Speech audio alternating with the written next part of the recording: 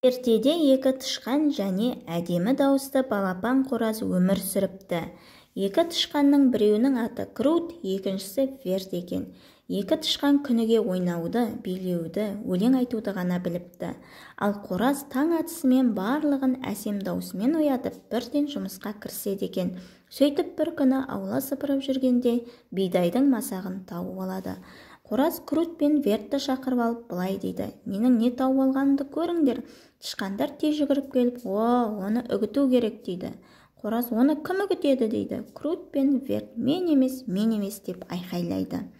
Қораз: жарайды, онда мен үгітейін дейді. Сөйтіп қораз жұмысқа кірісті. Ал тышқандар болса ойнап билеп жүре берді. Біраздан соң қораз жұмысын бітіріп екі тышқанды шақырады. Крут, Верт, мен қанша дән үгіткенімді қараңдаршы дейді. Тышқандар жүгіріп келіп екеуі бірге шиқылдайды. Крут, Верт, енді дәнді диірменге салып ұн тарту керек дейді. Оны диірменге кім апарады? Крут: мен емес. Верт: мен емес дейді. Жарайды, дәнді мен диірменге апарайын.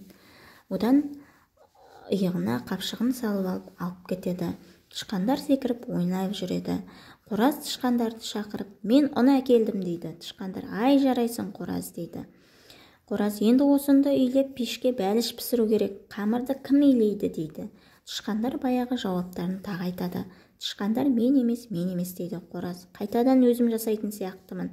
Сөйтіп қораз ұннан қамыр илейді. Отынды жарып пешті жақты, пешті қыздырып оған бәлішті салды. Ал тышқандар бұл кезде өлең айтып билеп жүрді. Бәліш те пісті. Қораз бәлішті үстел үстіне қойды. Ал тышқандар болса бірден үстел басына жетіп келді. Крут: ой, менің қарным ашты дейді. Верт: менің жегім келіп тұр дейді. Сөйтіп екі тышқан үстелге отырып алды. Сонда Қораз: тоқтай тұрыңдар. Алдымен масақты кім тапқанын айтыңдаршы. Тышқандар: сен таптың дейді. Масақты кім үгітті дейді. Тышқандар: сен үгіттің дейді. Қораз: диірменге дәнді кім тартты? Тышқандар: сен деп ақырын айтты.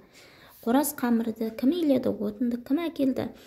Бәлішті кім пісірді дейді. Тышқандар: бәрінде сен істедің деп ақырын айтты. Ал сендер не істедіңдер? Тышқандар не айтарын білмеді. Сонымен Крут пен Верт үстелдің басынан тұрып кетті. Ал Қораз болса оларды ұстамады. Себебі мұндай жалқауларға бәліш берудің қажеті жоқ деп түсінді.